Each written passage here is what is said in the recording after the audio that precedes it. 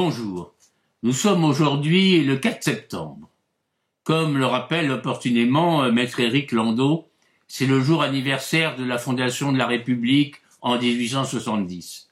C'est ce jour-là que du balcon de l'hôtel de ville, le Gambetta proclama le nouveau régime politique.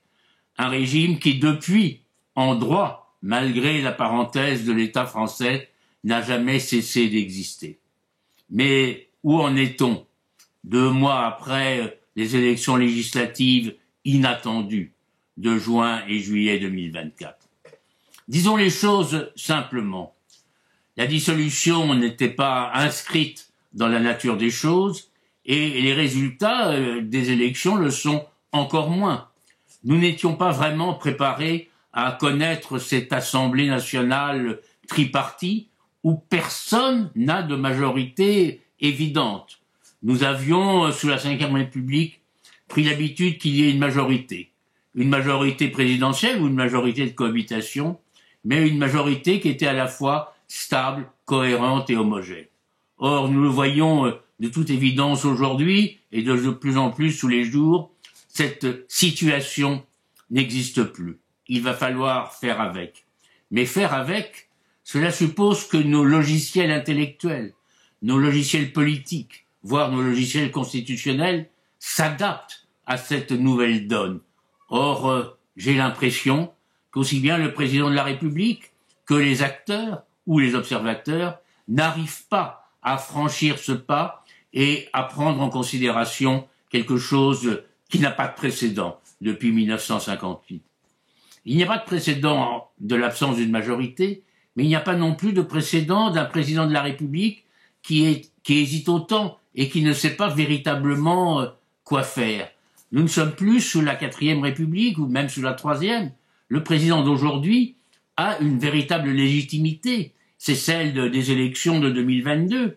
Et il doit, conformément à l'article 5 de la Constitution, assurer la continuité des pouvoirs publics et la continuité de l'État. Il a une véritable mission au regard de la continuité. Ce thème si essentiel, aussi bien dans la vie nationale que dans nos grandes traditions juridiques. Alors, regardons les choses sereinement.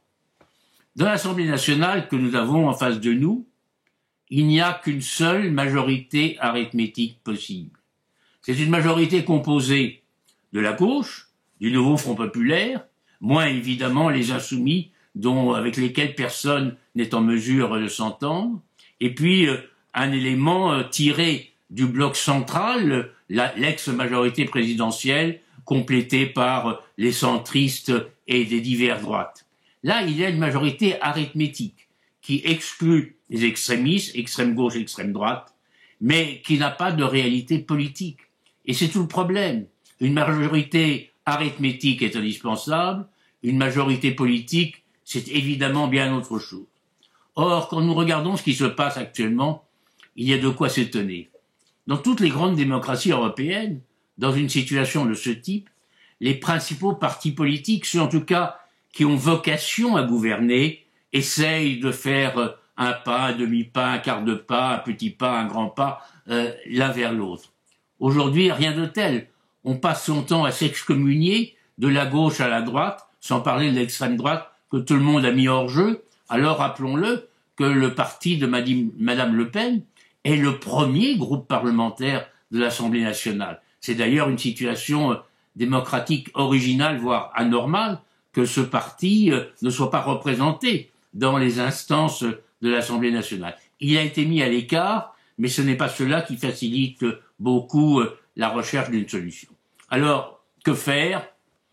Il faut faire confiance à la sagesse, mais est-ce véritablement la chose la mieux répartie? En tout cas, il faudra en sortir. Nous avons besoin d'un gouvernement qui, certes, aura du mal à s'appuyer sur une majorité positive, mais il devrait trouver la possibilité d'une majorité négative. Il faut faire en sorte que pendant quelques mois, au moins jusqu'à une éventuelle prochaine dissolution l'été 2025, on puisse faire un minimum de gouvernement. Certes, les grandes réformes ne sont pas pour tout de suite, elles sont reportées après l'élection présidentielle, voilà. Mais essayons quand même d'avancer. Alors, il y a par rapport à cela des rumeurs, des bruits, et puis des initiatives un peu curieuses. Prenons celle de M. Mélenchon et de ses amis consistant à proposer la destitution du président de la République. Très honnêtement, ça n'a politiquement aucun sens. Mais ça n'a même juridiquement aucun sens. Car on ne peut proposer la destitution du président de la République que s'il y a des manquements graves à l'exercice de son mandat, si véritablement il bloque la machine. Or, il fait quelques efforts, au moins apparents, pour essayer de trouver une solution, et personne ne pourrait dire que depuis 2 mois, M. Macron a manqué à l'essentiel de sa tâche. Il s'est d'abord occupé des Jeux Olympiques, ensuite il y a eu la période du mois d'août, et depuis le 20 août, il cherche désespérément une solution. Donc, la destitution n'a aucune chance, ni aucun sens. Et puis, il y a la deuxième idée, c'est celle de Mme Le Pen, de dire il faudrait convoquer l'Assemblée nationale en session extraordinaire.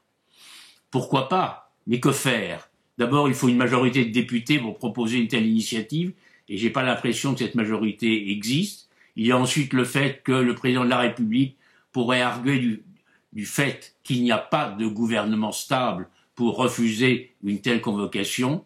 Et enfin, il faudrait trouver un ordre du jour, et que ferait un Parlement dans le contexte d'aujourd'hui. C'est en tout cas une manœuvre de plus qu'il faut mettre au bilan des uns et des autres. Et nous verrons certainement naître de nouvelles initiatives, peut-être un petit peu plus originales, ou en tout cas avec plus de chances de succès. Regardons les choses sereinement. Ce n'est pas dramatique que la France ait un gouvernement qui expédie des affaires courantes 8 jours ou 15 jours de plus. Nous en avons non pas l'expérience, mais la possibilité. Il n'y a rien de très urgent, et s'il y a une crise nationale ou internationale, eh bien le gouvernement de M. Attal est là pour y répondre. On voit M. Darmanin et même le Premier ministre lui-même faire face aux attentats, aux incendies, aux grandes catastrophes. Bon, là le gouvernement joue son rôle. Il y a le budget. Certes, il faudrait mieux que l'on puisse discuter le budget conformément à la Constitution, mais il y a aussi des solutions d'urgence. Et est-ce qu'on ne peut pas reproduire simplement le budget de 2024 pour 2025 sans rien changer, et puis il sera toujours temps après ou de le corriger ou d'attendre 2026. Certes, les finances publiques ne sont pas en bon état, mais ce n'est pas nouveau et c'est pas plus grave que d'habitude. Alors, laissons l'argument il y a une véritable urgence de côté. Mais il y a quand même la nécessité que la France retrouve un gouvernement et surtout que nos forces politiques, dans une situation comme celle d'aujourd'hui, fassent des petits pas, les unes vers les autres, et se disent on ne peut pas laisser le pays sans gouvernement, mais on ne peut pas non plus laisser le pays à la merci de n'importe quelle motion de censure. Il faut un minimum de stabilité. Alors, on a presque envie de dire bonne chance, en tout cas à très bientôt. Au revoir.